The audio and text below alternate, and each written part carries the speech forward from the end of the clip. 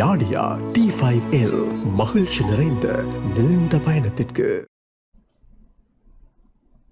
வணக்கம். டான் தமிழொலியின் காலை நேர பிரதான செய்தி அறிக்கையோடு இணைந்திருக்கும் நான் ஜெகநாதன் சஜித். சமூக ஊடகங்களில் பகிரப்படும் தகவல்களின் உண்மைத்தன்மையை உறுதிப்படுத்துமாறு பிரதமர் வேண்டுகோள் விடுத்துள்ளார். சமூக ஊடகங்களில் பகிரப்படும் தகவல்களின் உண்மைத்தன்மையை உறுதிப்படுத்துமாறு பிரதமர் கலாநிதி ஹரணி அமரசூரிய பொதுமக்களிடம் வேண்டுகோள் விடுத்துள்ளார். கொழும்பு ஆனந்த கல்லூரியில் இடம்பெற்ற சந்தேசிய ஊடக விருது வழங்கும் விழாவில் கலந்து கொண்டு உரையாற்றும் போதே அவர் இதனை தெரிவித்தார். தவறான தகவல்கள் பரவுவது ஊடகங்கள் மற்றும் அரசு நிறுவனங்கள் மீதான பொதுமக்களின் நம்பிக்கையை சீர்குலைக்கும் என எச்சரித்த பிரதமர் இத்தகைய போக்கு சமூகத்திற்கு மிகவும் ஆபத்தானது என சுட்டிக்காட்டினார். தகவல் தொழில்நுட்பத்தின் விரைவான வளர்ச்சி புதிய வாய்ப்புகளை வழங்கினாலும் பொறுப்புணர்வு மற்றும் நம்பகத்தன்மை தொடர்பான பாரிய சவால்களையும் ஏற்படுத்தியுள்ளதாக அவர் தெரிவித்தார். தகவல்கள் ஜனநாயகப்படுத்தப்பட்டுள்ள இந்த சூழலில் பொதுமக்கள் தகவல்களை பெறுவதுடன் நின்றுவிடாமல் அவற்றை உருவாக்குபவர்களாகவும் பகிர்கின்றவர்களாகவும் மாறியுள்ளனர். இருப்பினும் திட்டமிட்டு தெளிவுபடுத்தப்பட்ட தகவல்களை பரப்புவது உலகளாவிய ரீதியில் தலைவர்கள் மற்றும் நிறுவனங்கள் மீதான நட்பெயருக்கு பாதிப்பை ஏற்படுத்தியுள்ளதாக அவர் குறிப்பிட்டார். எனவே நம்பகமான தகவல் மூலங்களை உறுதிப்படுத்தும் கலாச்சாரத்தை உருவாக்க வேண்டியதன் அவசியத்தை வலியுறுத்திய பிரதமர்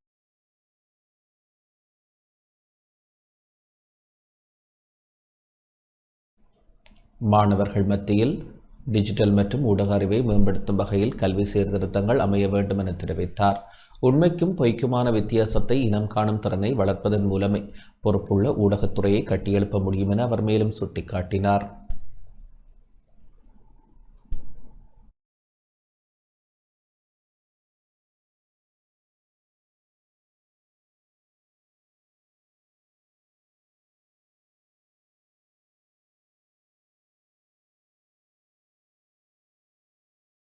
முச்சக்கரவண்டி உரிமையாளர்கள் உள்ளிட்ட போக்குவரத்து துறையினர் போராட்ட எச்சரிக்கை விடுத்துள்ளனர்.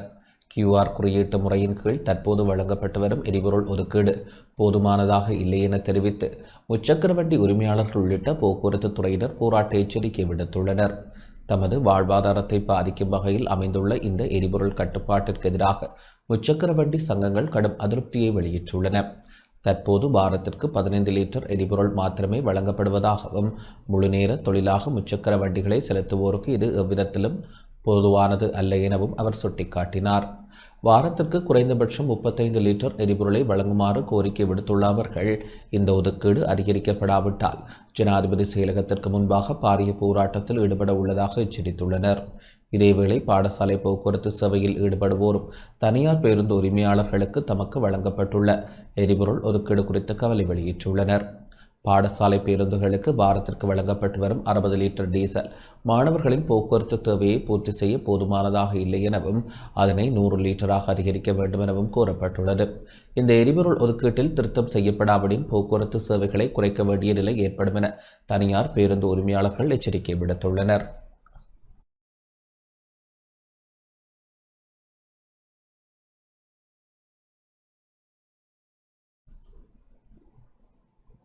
நாடு முழுவதும் உள்ள எரிபொருள் நிரப்பு நிலையங்களுக்கு அருகில் நிலவும் வாகன நெரிசலை கட்டுப்படுத்த போலீசார் பாதுகாப்பு பணியில் ஈடுபடுத்தப்பட்டுள்ளனர்.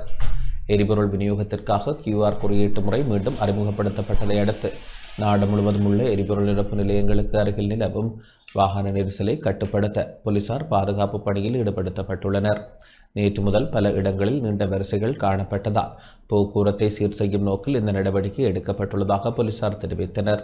இதுகுறித்து ஊடகங்களுக்கு கருத்து வெளியிட்ட போக்குவரத்து மற்றும் வீதி பாதுகாப்பு பிரிவிற்கு பொறுப்பான பிரதி போலீஸ் மாதிபர் WPG சேனாதீர பொதுமக்கள் மத்தியில் ஏற்பட்டுள்ள தேவையற்ற அச்சமே இந்த நெரிசலுக்கு முக்கிய காரணம் என சுட்டிக்காட்டினார்.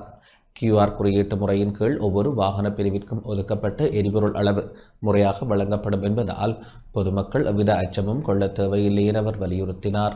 குறைந்தளவு எரிபொருள் தேவைப்படுபவர்கள் கூட தட்டுப்பாடு ஏற்படக்கூடும் என்ற பயத்தில் அதிகளவு எரிபொருளை சேமிக்க முயற்சிப்பதே இவ்வாறான நீண்ட வரிசைகள் உருவாக காரணமாக அமைந்துள்ளதாக அவர் தெரிவித்தார். எனவே தேவையற்ற நெரிசல்களை தவிர்த்து ஏனைய வீதி பயனர்களுக்கு இடையூறு ஏற்படாத வகையில் செயற்படுமாறு போலீசார் பொதுமக்களை கேட்டுக்கொண்டுள்ளனர்.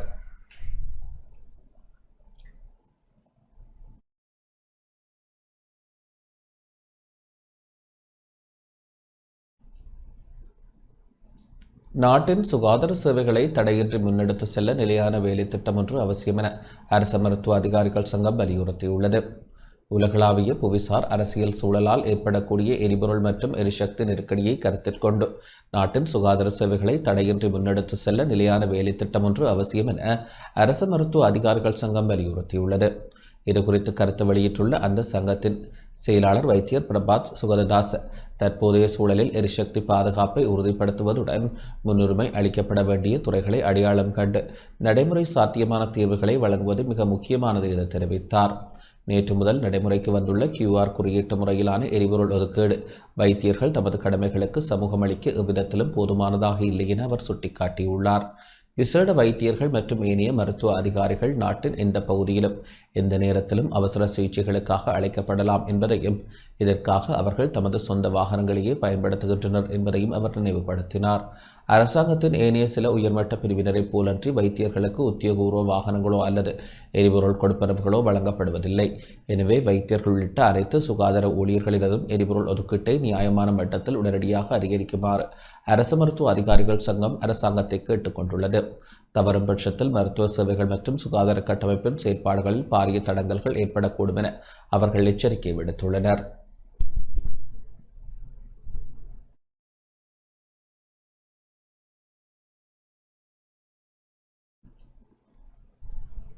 யாழ் மாவட்ட எரிபொருள் விநியோக நிலைமைகள் தொடர்பிலான விசேட கலந்துரையாடல் நேற்றிரவு இடம்பெற்றது. யாழ் மாவட்ட எரிபொருள் விநியோக நிலைமைகள் தொடர்பிலான விசேட கலந்துரையாடல் அமைச்சரும் யாழ்ப்பாணம் மாவட்ட ஒருங்கிணைப்பு குழுவின் தலைவருமான ராமலிங்கம் சந்திரசேகர் தலைமையில் நேற்றிரவு 8 மணிக்கு மாவட்ட செயலகத்தில் இடம்பெற்றது. மத்திய கிழக்கில் ஏற்பட்டுள்ள போர் சூழலால் எரிபொருள் தொடர்பிலான சிக்கல்கள் நிலைமைகள் எழுந்துள்ள நிலையில் யாழ்ப்பாணம் மாவட்டத்தில் எரிபொருட்களை சிக்கனமாக பயன்படுத்துவதற்கான பொறிமுறைகளை உருவாக்கி அவசியமான சேவைகளை தடையின்றி முன்னெடுத்து செல்வது குறித்து ஆராயும் நோக்கில் குறித்த கலந்துரையாடல் ஏற்பாடு செய்யப்பட்டது. தற்போது அறிமுகப்படுத்தப்பட்டுள்ள டிஜிட்டல் குறியீட்டு முறையை தீவுப்பகுதி மக்கள் பயன்படுத்துவதில் எழுந்துள்ள பிரச்சினைகள், நீண்ட தூரங்களுக்கு பயணிக்கும் பார ஊர்திகளுக்கான எரிபொருள் விநியோக பொறிமுறைகள் தொடர்பில் விரிவாக கலந்துரையாடப்பட்டது. மேலும் சுகாதாரம், கல்வி, கைத்தொழில், விவசாயம், கடற்தொழில் போன்ற துறைகள் குறித்து கவனம் செலுத்தப்பட்டதுடன் அந்தந்த துறைகளில் தற்போதைய எரிபொருள் தேவைகள் குறித்து கலந்துரையாடப்பட்டது. மேலும் டிஜிட்டல் குறியீட்டு முறை அறிமுகத்தினால் எரிபொருள் நிரப்பு நிலையங்களுக்கு போலீஸ் பாதுகாப்பு நடவடிக்கைகளை ஏற்படுத்துவதுடன் எரிபொருளுக்காக நீண்ட வரிசை ஏற்படும் சந்தர்ப்பங்களில் அவர்களுக்கான அத்தியாவசிய தேவைகளை அந்தந்த பிரதேச செயலர்கள் மட்டத்தில் மேற்கொள்வதென தீர்மானிக்கப்பட்டது. இக்கலந்துரையாடலில் நாடாளுமன்ற உறுப்பினர் கருணைநாதன் இளங்குமரன், யாழ் மேலதிக அரசாங்க அதிபர் க. சிவகரன், யாழ்ப்பாணம் மாவட்ட பிரதி போலீஸ் மாதிபர் மாரப்பன, பெட்ரோலிய கூட்டுத்தாபனத்தின் வடபிராந்திய முகாமையாளர் எஸ். சிவகரன், பிரதேச செயலாளர்கள், நுகர்வோர் பாதுகாப்பு அதிகார சபை உத்தியோகத்தர்கள் கலந்து கொண்டனர்.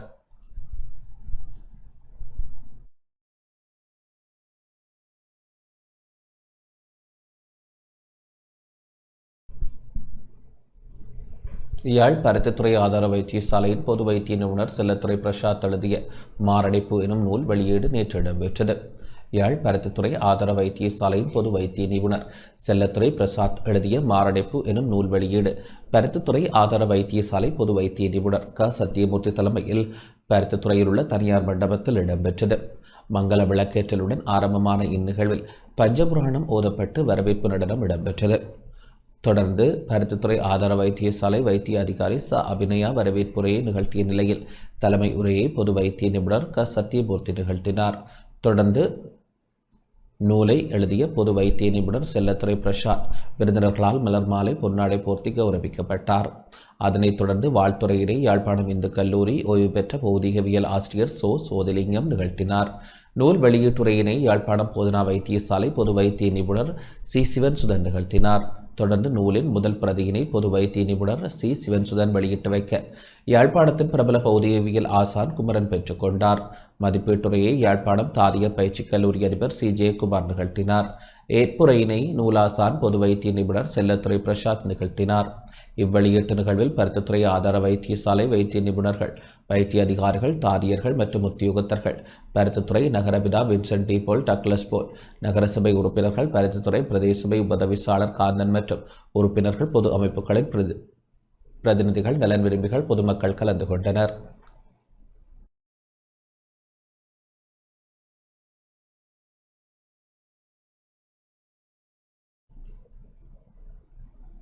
இனிவரும் காலங்களில் QR முறைமையின் கீழ் மாத்திரமே எரிபொருள் விநியோகம் செய்யப்படும் என இலங்கை பெட்ரோலிய கூட்டுத்தாபனம் அறிவித்துள்ளது. இனிவரும் காலங்களில் போலீசாரின் ஒத்துழைப்புடன் எரிபொருள் நிரப்பு நிலையங்கள் ஊடாக QR முறையின் கீழ் மாத்திரமே எரிபொருள் விநியோகம் செய்யப்படும் என இலங்கை பெட்ரோலிய கூட்டுத்தாபனம் அறிவித்துள்ளது.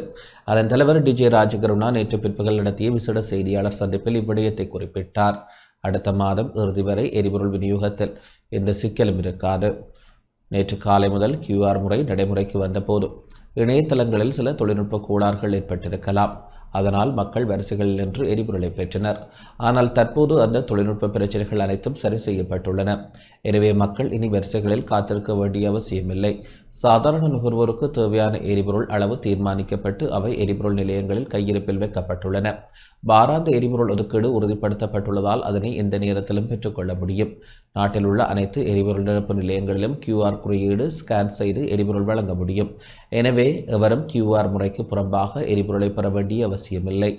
இதனை உறுதிப்படுத்த போலீசார் தலையிடுவதன் மூலம் தேவையற்ற முறையில் வரிசைகளில் நிற்பவர்களுக்கு இனி எரிபொருள் வழங்கப்பட மாட்டாது. அதேபோல் எரிபொருள் நிலையங்களுக்கு நாம் வழங்கிய எரிபொருள் அளவுக்கும் QR ஊடாக விநியோகிக்கப்பட்ட அளவிற்கும் இடையே ஏதேனும் வித்தியாசம் காணப்பட்டால் சம்பந்தப்பட்ட நிலையங்களுக்கு எதிராக கடும் நடவடிக்கை எடுக்கப்படும். அவர்களது அனுமதி பத்திரம் ரத்து செய்யப்படவும் வாய்ப்புள்ளது. பயணிகள் போக்குவரத்து பேருந்துகளுக்கு வழமை போன்று இலங்கை போக்குவரத்து சபை ஊடாக எரிபொருள் வழங்கப்படும். அவர்களின் பயண தூரம் மற்றும் தினசரி தேவைக்கேற்ப எரிபொருள் அளவு கணக்கிடப்பட்டு அதற்கேற்ப QR ஒதுக்கீடு மாற்றியமைக்கப்படும். அத்துடன் மீன்பிடி மற்றும் விவசாய நடவடிக்கைகளுக்கு தேவையான எரிபொருட்களையும் முறையாக வழங்க நடவடிக்கை எடுக்கப்படும்.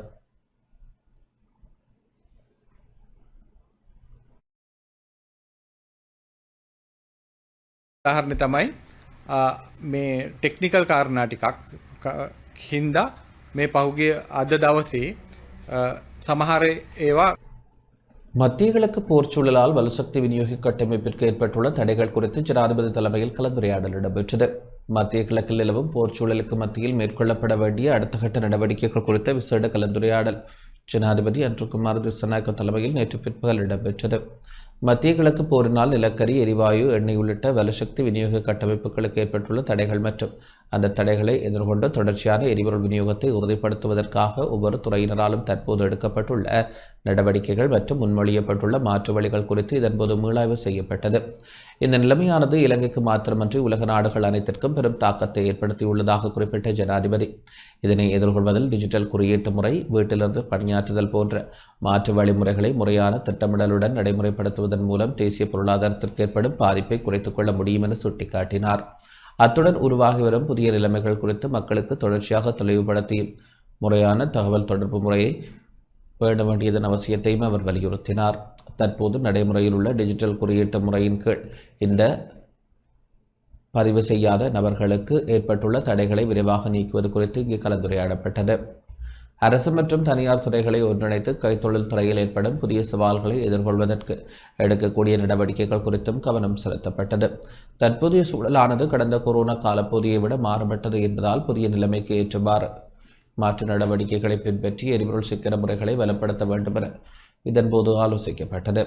மத்திய கிழக்கு போர் சூழலில் அவ்வப்போது ஏற்படும் மாற்றங்களை முறையாக கண்காணித்து தேசிய பொருளாதாரத்திற்கு ஏற்படும் பாதிப்புகளை குறைப்பதற்கான மாற்று வழிகள் குறித்து தொடர்ச்சியான அவதானத்துடன் இருக்குமாறு ஜனாதிபதி அதிகாரிகளுக்கு அறிவுறுத்தினார்.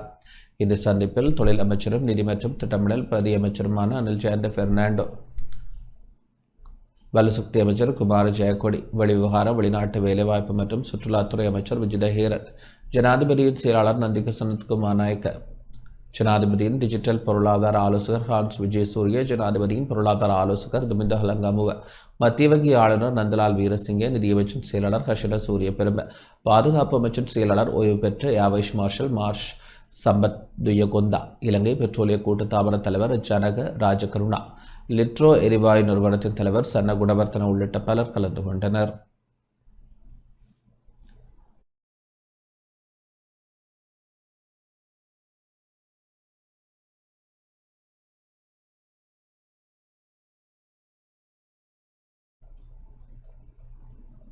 கிளிநொச்சி சின்ன பல்லவராயன் கட்டு கிராமத்தில் மகளிர் தின நிகழ்வு இடம்பெற்றது.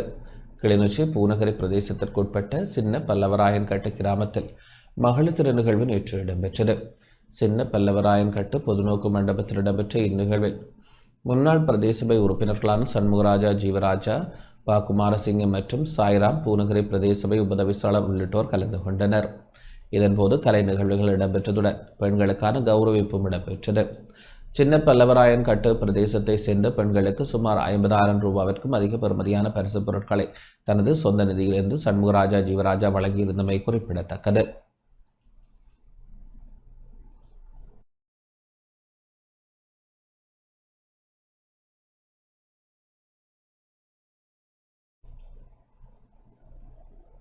மட்டக்களப்பில் நடுத்தர தொழில்துறை முனைவோரின் விற்பனை கண்காட்சி நேற்று இடம்பெற்றது. மட்டக்களப்பில் நடுத்தர பெண் தொழில் முனைவோருக்கு சந்தை வாய்ப்பினை ஏற்படுத்தி கொடுக்கும் முகமாக விற்பனை கண்காட்சி நேற்று ஒழுங்குபடுத்தப்பட்டது.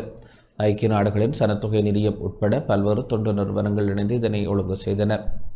சிறந்த பெண் தொழில் முயற்சியாளர்களால் உற்பத்தி செய்யப்பட்ட உற்பத்தி பொருட்கள் காட்சிப்படுத்தப்பட்டன. விற்பனை கண்காட்சியின் பிரதம அதிதியாக மட்டக்களப்பு மாவட்ட உதவி மாவட்ட செயலாளர் ஜி பிரணவன் கலந்து சிறப்பித்தார். மாநகர பிரதி முதல்வர் வைரமுத்து, தினேஷ்குமார் உட்பட திணைக்கள உயர் அதிகாரிகளும் இதில் கலந்து கொண்டனர். ஐக்கிய நாடுகள் சபையினுடைய சனத்தொகை நிதியம் UNFPA, ILO மற்றும் யுனெஸ்கோ நிறுவனங்கள் இணைந்து நடாத்துகின்ற இலவேட் 2026 இன்றைய வர்த்தக கண்காட்சியிலே குறிப்பாக இந்த நிகழ்வினை ADT லேண்ட் டெவலப்மெண்ட் ட்ரஸ்ட் மற்றும் கேசோ நிறுவனம் மட்டக்களப்பு மாவட்டத்திலே இந்த நிகழ்வினை நடாத்தி வருகின்றது. குறிப்பாக வாகரை, செங்கலடி போன்ற பிரதேசங்களில் இருக்கின்ற சிறிய நடுத்தர கைத்தொழிலாளர்களுடைய உற்பத்தி பொருட்களை நாங்கள் இன்று மட்டக்களப்பு கல்லடி அமைந்துள்ள பொது மைதானத்திலே இன்று நாங்கள் காட்சிப்படுத்துகின்றோம். இந்த நிகழ்வுக்கு உதவி அரசாங்க அதிபர், அதே போல் இந்த பிரதேசத்தில் இருக்கின்ற எங்களுடைய உதவி மேயர் மற்றும் ஏனைய அரச உத்தியோகத்தில் இணைந்து இந்த நிகழ்வினை ஆரம்பித்து மிக சிறப்பாக ஆரம்பிக்கப்பட்டது.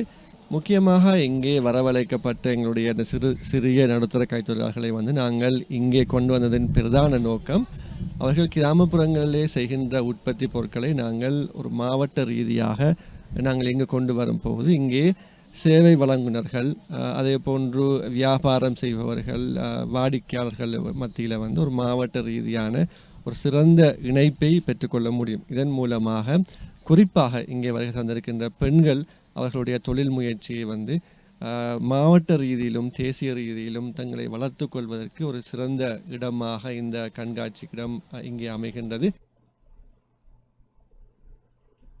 இத்துடன் இந்த செய்திகள் நிறைவடைகின்றன. வணக்கம்.